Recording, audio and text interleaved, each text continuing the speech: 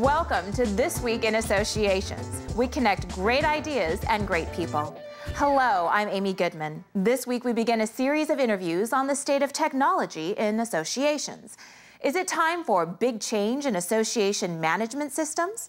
For some thought leaders, the answer is yes. Reggie Henry, the Chief Technology Officer for ASAE The Center, is among them. Reggie joins us in studio. Welcome, Reggie. Well, thanks for having me.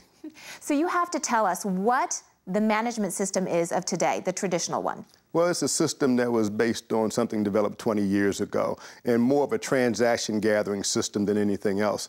Did a good job of capturing money transactions and dues transactions and registration transactions and the like, but nothing to capture people's ideas, what their needs are and what their wants were.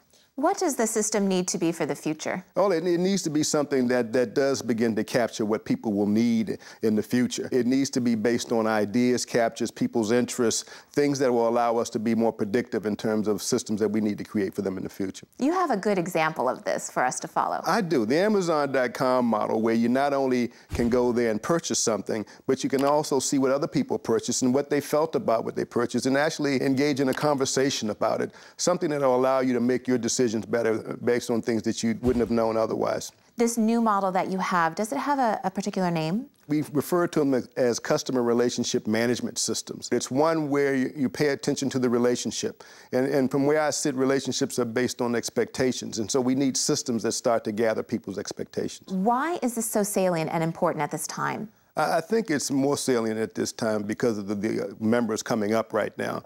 We've got a group of folks coming out of college who live their lives online, whose way of making decisions is so drastically different than the way we make decisions. It's a communal decision-making process, and our systems don't allow for that right now. And when I think about what's important in associations, it's not those transactions as much as it is that engagement that we need from these folks. So if associations are ready to move forward with this new model, how do they go about doing it? One, let the customer guide it.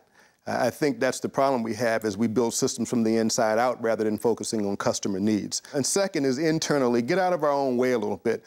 We have these long system processes. We need to shorten the time it takes for us to build and deploy systems. So, particularly with associations, there's an accountability factor, and you feel that this will be enhanced? I think so. If you look at a blog, if you look at a wiki, if you look at the social networking and engaging tools of the day, it's all out there in the open. I mean, it's instantly transparent. And we didn't have that back in the old association systems. In fact, we didn't have these kinds of conversations openly in the old association model. So I think we'll be more engaging, we'll be more transparent, and then we'll learn a lot more about our members, and it'll help us be predictive about what they need in the future. Well, thank you, Reggie, so much for joining us. Thanks for having me.